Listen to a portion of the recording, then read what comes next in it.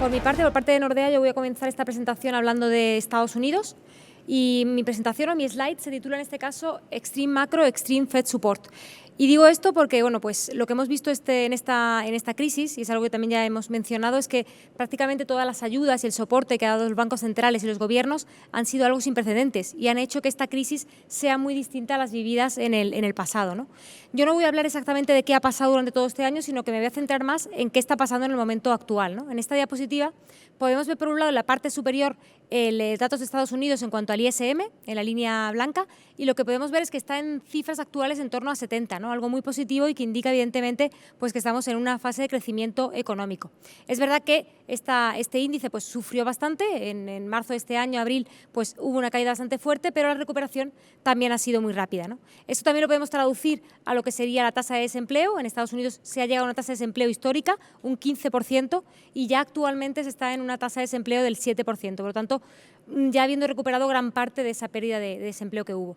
¿Esto por qué se ha dado? Pues evidentemente por lo que decía anteriormente, ¿no? Esas ayudas por parte de los bancos centrales, esa inyección de liquidez y compra masivas, pues han hecho que, por otro lado, como vemos en la parte inferior, pues digamos que la Reserva Federal tenga ahora mismo un balance bastante positivo, ¿no? Si pasamos a mirarlo un poco más de forma global, aquí tenemos lo que serían los índices de sorpresas económicas de los últimos 5 años. Yo me voy a centrar en el último año, evidentemente, ¿no?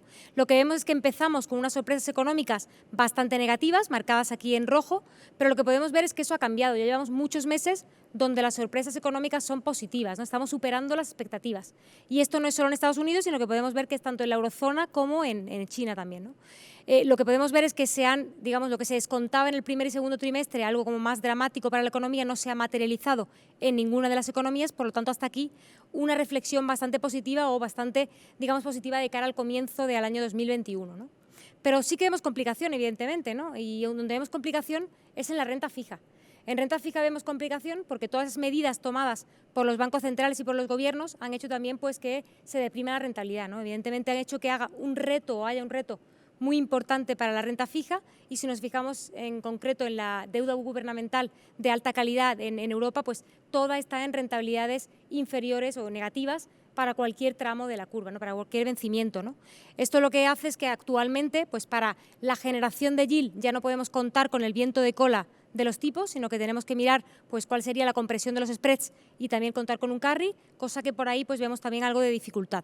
Teniendo esto en cuenta, si miramos un poco la previsión en cuanto a qué podemos esperar de los mercados, bueno, pues como decía, complejidad en la parte más conservadora de las carteras, ¿no? Aquí tenemos una gráfica que yo creo que es interesante porque lo que hace es mostrar en la parte azul las rentabilidades obtenidas en los últimos 10 años con distintos activos y en la parte verde las rentabilidades que se esperan para los próximos 10 años en esos mismos activos, ¿no? Donde vemos esa complejidad pues es en aquel alternativo a liquidez, en lo que sería pues investment grade como high yield, y evidentemente porque la rentabilidad esperada está muy por debajo de lo que era la rentabilidad histórica que obteníamos en ese tipo de activos. En concreto también en la parte del high yield, pues porque nos está dando una muy poca descorrelación y tiene una correlación muy alta con lo que sería la beta de los mercados.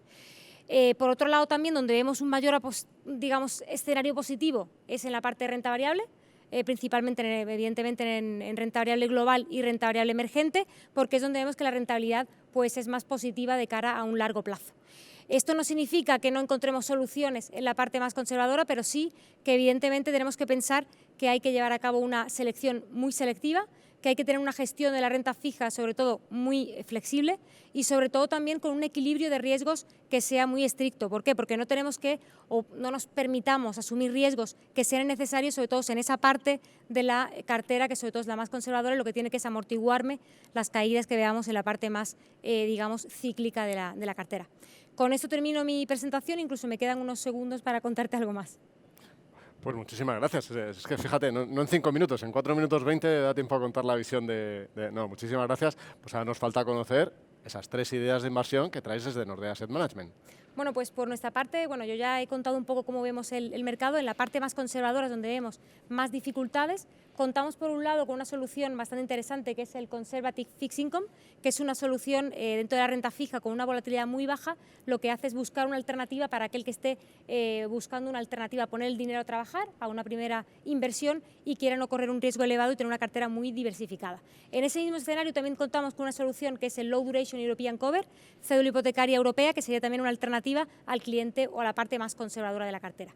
Si asumimos algo más de riesgo, entraríamos en lo que sería el Balance Income Fund, y ahí contamos con un fondo mixto que invierte hasta un 25% en renta variable, permitiendo obtener una parte, digamos, mayor de rentabilidad por esa parte de renta variable, pero sobre todo teniendo mucha diversificación y herramientas suficientes para amortiguar las caídas que podemos tener en esa parte más cíclica de la cartera.